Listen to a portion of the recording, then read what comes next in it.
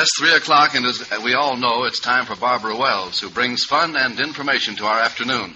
Every weekday, Monday through Friday, she gives us complete coverage of the day's news for women, gives her views on what's going on, and interviews famous personalities. Happy Blue Monday, Barbara. That's a funny way to say hello, George. You always are putting me off of my track. Hello, everybody. Happy Blue Monday, as George puts it. We certainly do have a wonderful guest here today, I think. I do, too. As I said on Friday, our guest today is Mr. James Stewart, a sort of up-and-coming motion picture actor who's trying very hard to get to be a star and at the moment is doing so in a play called Harvey that I think a great many people have heard of on Broadway and will be there for 7 more weeks. I hear the crowds are gathering around to see his thespian endeavor, too. They certainly are because, as I told you, I was there on the opening night, and they were all around, not only to see the play, but to see Mr. Stewart doing the part. So a little bit later on, he will tell us the various things that he went through in getting prepared to open on Broadway after quite a few years. Oh, good, and we shall all listen. Mm-hmm. You know, something was brought to my attention over the weekend, George, that I thought brought forth a very fine point. And though this is a Blue Monday, it's the beginning of the week. And I think that at the beginning of the week and the end of the week, but particularly the beginning, everyone should stop for a minute and take stock of themselves and perhaps try to improve various faults that they might find they have gathered up in the course of leading a very busy, hectic life. You mean see what they had left over from last week and what they're going to begin the new week with, huh? Acquiring. Yes, acquiring. Benjamin Disraeli, who was the Earl of Beaconsfield, said in a speech before the House of Commons once in 1865, Disraeli, who was very well known for the bright and brilliant things that he said, mentioned at the time, "There are rare instances when the sympathy of a nation approaches those tenderer feelings which are generally supposed to be peculiar to the individual and to be the happy privilege of private life. And this is one.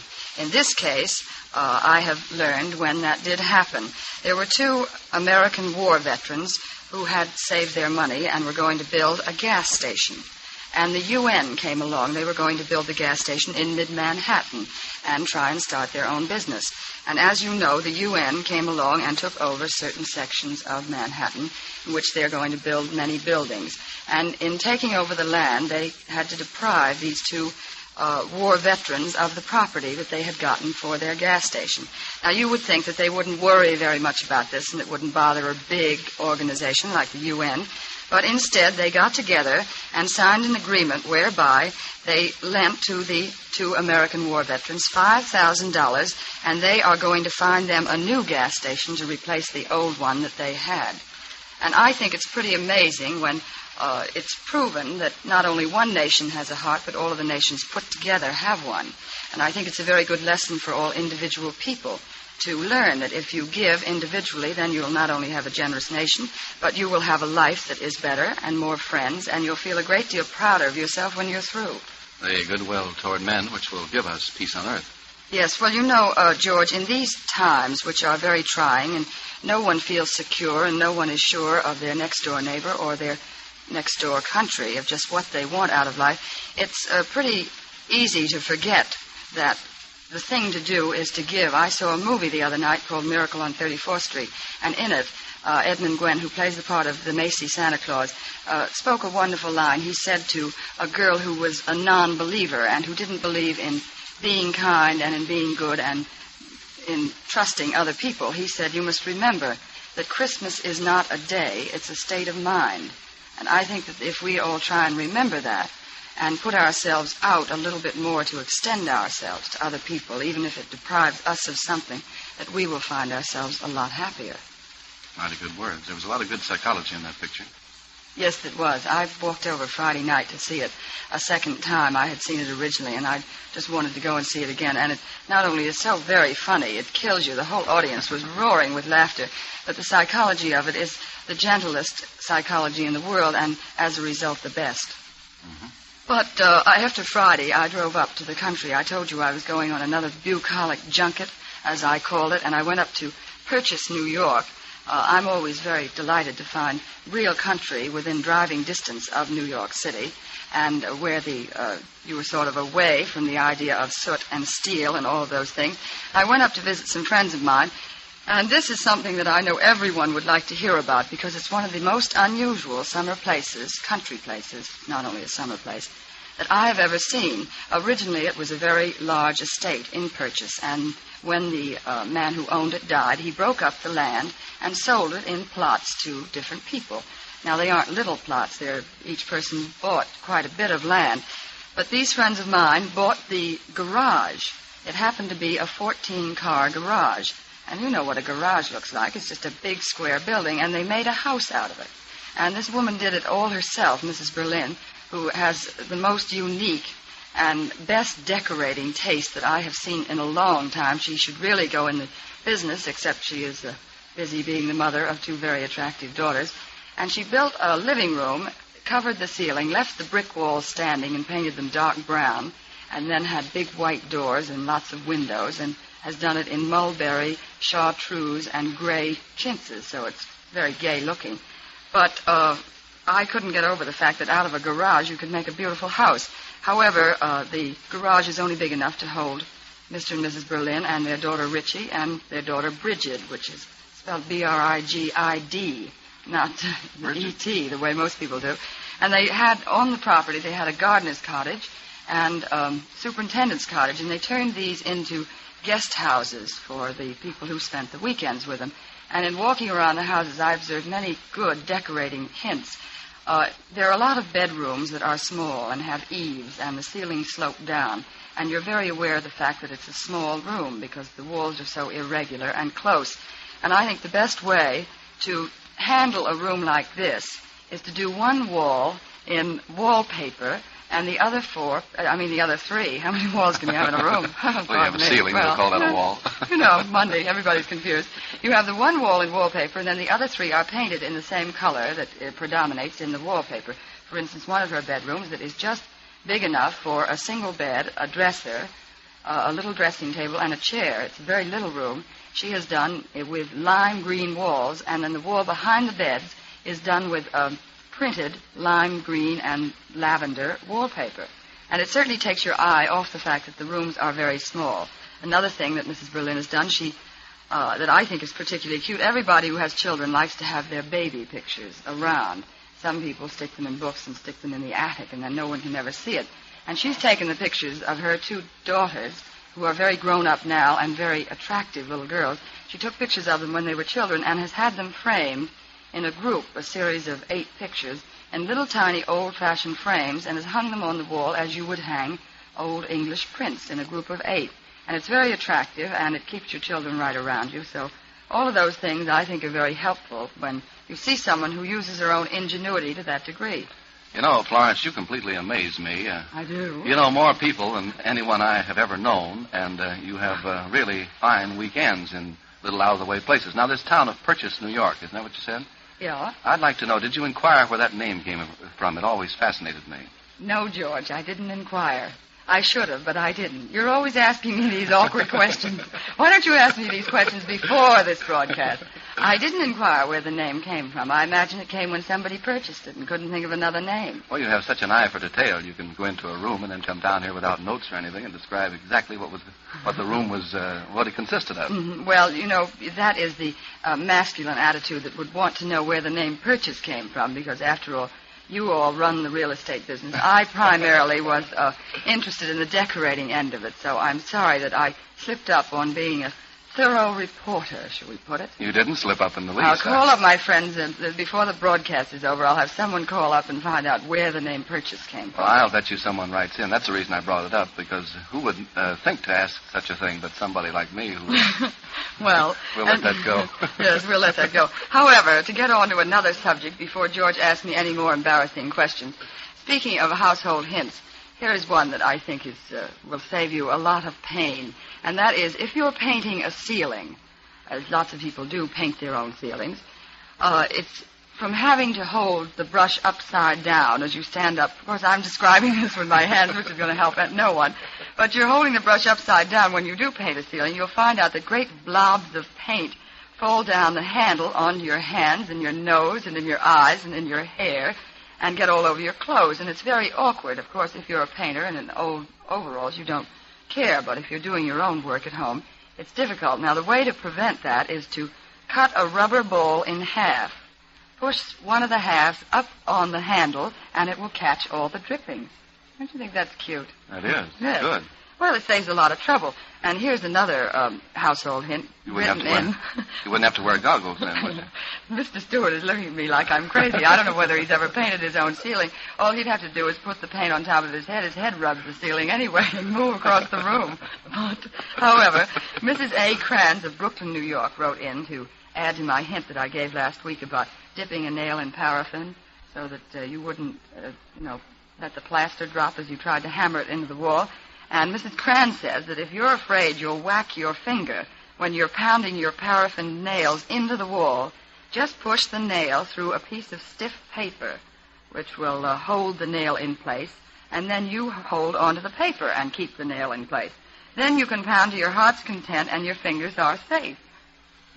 Really a little helpful hint. It certainly is. I think it's wonderful. When nobody's going to be safe? No, when's that? Tuesday, July 29th. Oh, that's the party date. Yes, that will be our next audience show.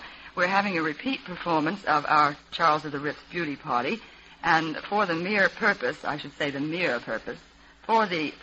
bringing back our 4 contest winners, who will be there and will appear on the show, and they will tell the story of how they were done over, of just what the reaction was to it, and how they like this new personality that Charles of the Ritz has given them. And other than that, of course, which every woman likes to know that she's going to get something when she comes out and goes to a show, some very beautiful prizes will be given away to the studio audience by Charles of the Ritz. And, of course, we're all looking forward to that. But another date I'm looking forward to is tomorrow, July 22nd. Why? When Look magazine comes out with a story disclosing the life from dawn till dusk of that leading female huckster, as they put it, Florence Pritchett. Thank you, George. That's enough of a plug. However, if you want to come to our repeat performance of the beauty party, do write in for your tickets now so that you'll be sure to get them in time, because last time so many of you couldn't come and we were sorry to miss meeting you. Address your cards or letters and be sure to state how many tickets you want to Barbara Wells, WOR, New York 18. Mm-hmm. Did you know, George, that tonight, that wonderful show, Did Justice Triumph, moves from 8:30 to 9 p.m. following Scotland Yard? I think that's one of the finest whodunits on the air lanes. Well, I do, too, and I'm glad that it's moving up to a time when so many more people can listen to it. And I have gotten news from the programming department that tonight's script, which is called The Mimic Murders, is a really good script and one that nobody's going to be able to figure out who done it until the very end when they tell them. So I hope everybody will listen in tonight at 9 o'clock. It's good, easy, and thrilling listening. Mm-hmm. Now, there's something else that everybody should go see.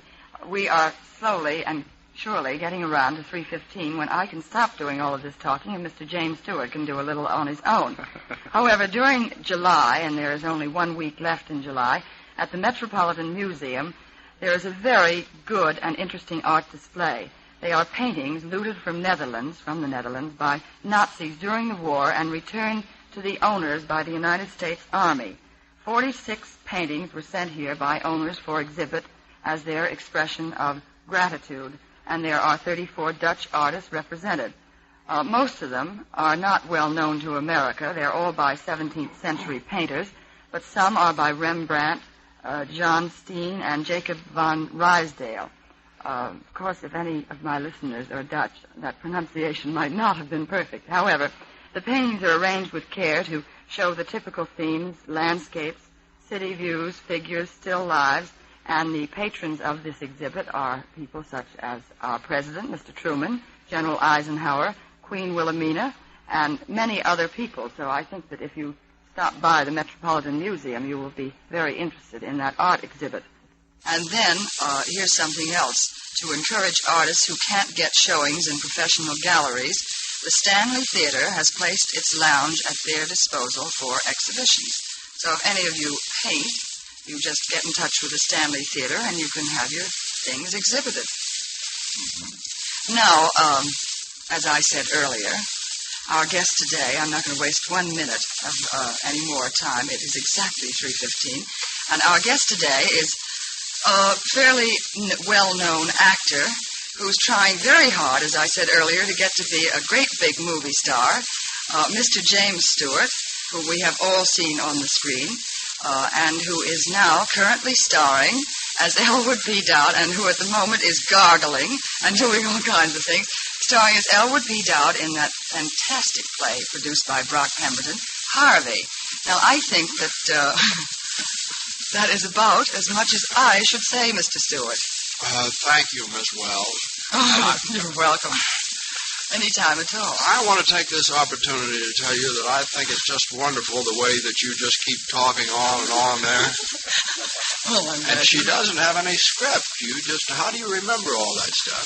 I don't know. I've talked most of my life, and I find that I just save it all up for this half hour. Well, I thought all you girls on the radio here had it all typed out and everything. You just talk, don't you? Mm-hmm. Well, it's very good. That's amazing the way you can remember. I don't know whether it's amazing or not, but I'm very impressed. Well, I'm glad you're impressed, Mr. Stewart. Maybe everybody can remember stuff like that. Can't you remember? No, things? I for a long time I couldn't remember my hat size. You couldn't? What size is it? Oh, you want to bring the thing right to a head right now? No, right now, before the show's over. I can't remember where Purchase got its name, so it's all right for you to not remember your hat size. But tell me. You didn't even ask anybody about Purchase. Somebody certainly told me. Oh, go ahead. Well, Jimmy, tell me. You came to New York to do a play, Harvey, and in movies you have scripts and you do them a scene at a time. Did you have any trouble in coming back to do a whole play and memorizing the part? Oh, yes. I hadn't done it for 13 or 14 years, and it's a very difficult thing. It's very hard, especially in a play that has been going a long time, so you want to get every and, if, and but, and that's very hard to do. Mm-hmm. Very, very difficult. And then, of course, you always have that fear of opening night of something happening to the line. Of course, there's so many things that can happen. Well, like what, for opening example? night. Well, I was thinking about in those sleepless nights I had there, and before the opening, I was thinking about all the things that could happen on an opening night, and some that I just remembered when I was on the stage years ago, things that really happened. But and I sort of put them in categories. I put them. Well, I didn't really put them in categories, but I suppose you could, if you wanted to put them in categories. You could say like when you used to make an outline of something in school, you'd say Roman numeral 1. Yes.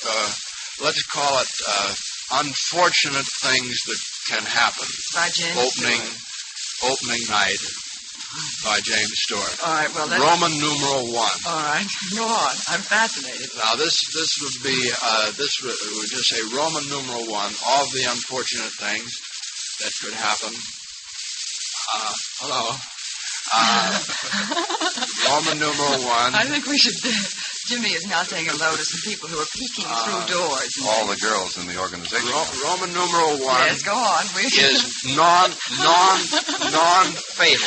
Non-fatal happening. Non-fatal. Yes. Now, non-fatal. Then a small one under Roman numeral 1A. No, we'll get to A later. Small one would be, I would say, voice flub dubs. What in the world are voice flub dubs? Well, a voice flub dub is just you have a line to say, and you say, some people think I'm going to be on time for the appointment, but I'm going to be later than most people think. Well, instead of saying most people think, you say and most people pink. Oh, yeah. And you don't notice it, you see. But the person that you're saying it to either faints or laughs or drops the teacup or something, and it's confusing to the audience. But they forget about it pretty soon. Mm-hmm. What was that? That was one under Roman numeral 1, well, non-fatal happenings on opening night. Well, then I'd say small number 2 under that would be mechanical things, or physical. Let's go to the physical things first, and that is just coming on the stage and tripping and falling down. Yeah, that wouldn't be very good. I've done that, and that again, especially in a serious play, which is the one I did it in. It wouldn't be a comedy, but I forget coming in to tell my wife that I'm going to leave her or something, and I fell down. Well, I just tripped on the plate. Well, that was there again. The audience sort of forgets about it, and it isn't too serious, and you can overcome that. Then I'd say where are we now? We're through 1 and 2 in non-fatal. 2, 3, I would say would be prop misfortunes. Well, the prop is anything where you go to a door and open the door and the doorknob comes off. Or you back into a potted plant and it falls over and all the plant comes out and you have to, or you want to light a cigarette and the match keeps going out because you're nervous and you're blowing out instead of in, and now the cigarette you can't light the cigarette. I've had that happen. Or with teacups, when the teacup, you have the teacup before they pour the tea in the teacup, the shaking makes the teacup rattle, and the teacup usually falls off the cup, off the saucer, and breaks. And of course, there aren't any more cups, so you can't have any tea, and that's probably the cup that the poison's in. So it spoils the story. But even then, you can get over that. Well, those are the things that could happen. And, of course, you have the stage manager who can, if you just forget a line, of course, that's another classification. But if you just forget a line, well, the stage manager can tell you, or somebody else can tell you, and lots of times the audience can tell you what it is. Yes. So that isn't so hard. But now that, I think, that would take care of that category. Then the other category, Roman numeral 2, is the fatal type of and under that, I would say, I want to make it quite clear to you, Miss Wells, that these are certainly not all the things that can happen to you, but they're just the things that kind of come to my mind at the moment. Mm-hmm. Under Roman numeral 2 of the fatal type happenings on the stage, is a thing that is known as the dry-up. What's that? Well, the dry-up... How can you dry up if you're playing the part of an inebriate like Elwood P. Dowd? Well, I'm glad you asked that question. You are?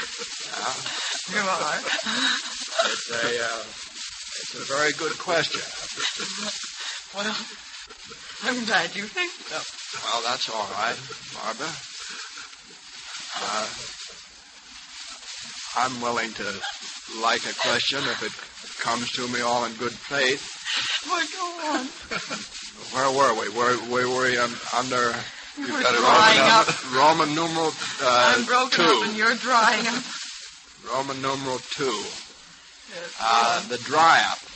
No, Roman numeral 2 is the classification, which is fatal happening. Yes. So now you're drying up.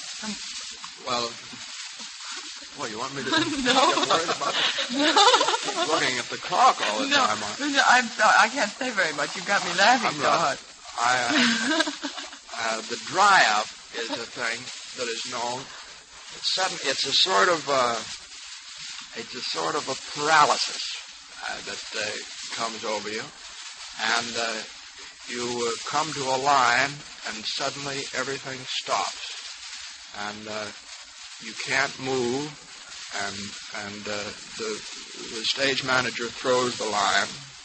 Mm-hmm. Suppose, just to illustrate my point, which is Roman numeral 2 of the right? Suppose the line is, Geraldine, I'm going to leave through that door. Mm-hmm. And as you say door, you point to the door. Well, you point, but you dry up on door. Yeah. Everything stops. And the stage manager calls to you and says the line, but nothing happens. Uh-huh. And all the people on the stage tell you the line, and then they open the door to suggest this to you. And then somebody writes it on a piece of paper and says door and holds it in front of you. And then somebody goes down on the audience and tells the audience, and they get the whole audience to say door, and the audience sort of chants door, but you can't, you just stand there, and the perspiration starts, and you start to shake, and finally they have to lower the curtain, and you can do one of two things. You can either go home, or you can start the act over again, which I've seen it happen. And that's it's really a very terrifying thing. But the other night, the dry-up is the terrible thing. But I finally got through it all right. But, you got through it beautifully. It's a terrifying thing to think that that's possible, and it is, because I've seen it happen. Well, now, you didn't do anything the other night that was wrong. You were wonderful, so opening, you may know of all these non-fatal Roman numeral number 1 and 2 things, but you didn't do any of them. Oh, well, yes. You don't, you do them sometime they are noticeable, but there were plenty of them. Well, especially in the first act. If you were so nervous then, in the first few days of well, it's getting better now. Is it? Yeah, it's getting better now because it's a pretty tricky part, and I'm getting a little easier on it. And another thing, I'm beginning to eat again. Yes. Didn't you eat? No. It's when you get nervous. I didn't eat. It's a very good habit. Yes, it is. Eating. You're very thin. You don't look like you eat very much anyway. Yeah, I don't. Well, I don't. But it is a very good habit, and I'm glad to be back eating. You are. I'm glad you're glad. How do you like Josephine Hull? Oh well, that's been one of the wonderful things about the play. She's really an inspiration. I watch everything she does, every performance, and it's you can't. As many times as you see it, you can't help but laugh and go right along with her. She's an amazing actress and one of the finest in the country, I think, and in the world. Hers is a very, very difficult part. I mean, she's done several a little like this. I remember Mrs. Sycamore and You Can't Take It With You and Arsenic and Old Lake. But I think this is probably the best one she's had for a long time. She does a wonderful thing with the audience. She's wonderful with her face. Yeah, wonderful thing she does with the audience. She can just take them right with it. Jimmy, tell me, I have always heard that everybody sat up all night long to read the reviews. They would wait to do that.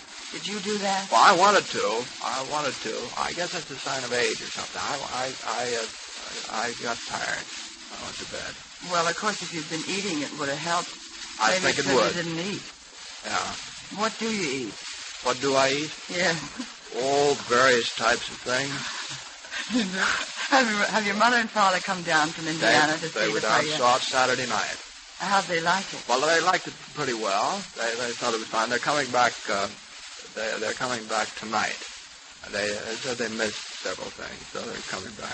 Well, there is. There a lot of people laughed at things, and they didn't see it was funny, so they're coming back to see whether it is funny or not. Well, it was awful funny. I've seen it 5 times, and each time I thought it was funny. It's a funny play. I think it's a wonderful, wonderful play. Well, we think you're wonderful for coming down today and being our guest. Our guest was James Stewart, as you no doubt could tell, who is in Harvey, so everybody rushed to see it. Barbara Wells will be back tomorrow at 3. Goodbye, everybody. This is the Mutual Broadcasting System.